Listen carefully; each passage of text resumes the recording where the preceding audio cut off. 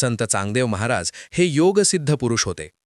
1400 वर्षांहून अधिक काळ त्यांनी तपश्चर्या व ध्यानाच्या मार्गाने साधना केली होती. म्हणतात त्यांनी 42 वेळा मृत्यू टाळला होता, परंतु त्यांना अद्याप मोक्षप्राप्ती झाली नव्हती.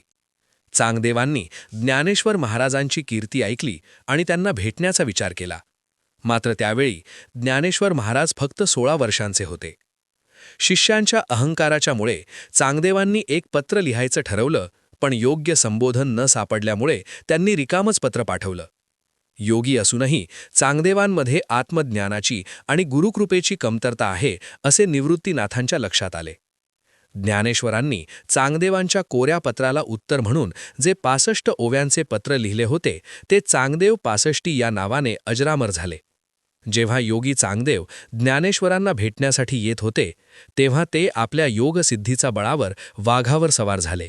सोबतच हातात नाग घेऊन आपल्या शिष्यांसोबत ज्ञानेश्वरांकडे आले. ज्ञानेश्वर महाराज त्यांच्या भावंडांसह एका भिंतीवर बसले होते. चांगदेव येत असल्याचं समजल्यावर त्यांनी त्या भिंतीला पुढे जाण्याचा आदेश दिला. चमत्काराने ती भिंत चालू लागली.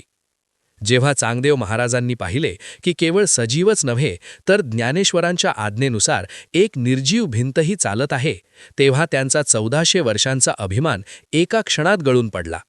वाघ आणि साप यांसारख्या हिंस्त्र प्राण्यांना वश करणे ही तर केवळ एक सिद्धी होती, पण नैसर्गिक नियमांच्या पलीकडे जाऊन भिंत चालवणे हे केवळ पूर्ण ब्रह्मत्वाचे लक्षण होते. चांगदेव महाराज वाघावरून खाली उतरले आणि त्यांनी ज्ञानेश्वरांच्या चरणी साष्टांग दंडवत घातला. ज्या भिंतीवर तुम्ही बसला आहात ती भिंत चालवून तुम्ही माझे डोळे उघडलेत, अशा शब्दात त्यांनी आपली चूक कबूल केली. योगी असूनही आपण कोऱ्या पत्रासारखेच रिकामे आहोत याची त्यांना जाणीव झाली. निवृत्तीनाथांच्या आज्ञेनुसार चांगदेवांनी मुक्ताबाईंना आपले गुरु मानले.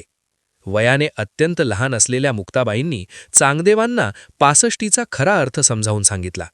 त्यांनी चांगदेवांना उपदेश केला की केवळ शरीर जगवणे म्हणजे जीवन नव्हे, तर आत्मस्वरूपाची ओळख होणे म्हणजे खरे जगणे होय. मुक्ताबाईंच्या एका शब्दाने चांगदेवांच्या मनातील द्वैत संपले आणि त्यांना आत्मसाक्षात्कार झाला. या प्रसंगातून आपल्याला हे शिकायला मिळतं की योगसिद्धी, तपश्चर्या याहून श्रेष्ठ असते गुरुकृपा आणि आत्मज्ञान. संत ज्ञानेश्वर हे केवळ बालसंत नव्हते, तर खऱ्या अर्थाने आत्मसाक्षात्कारी होते.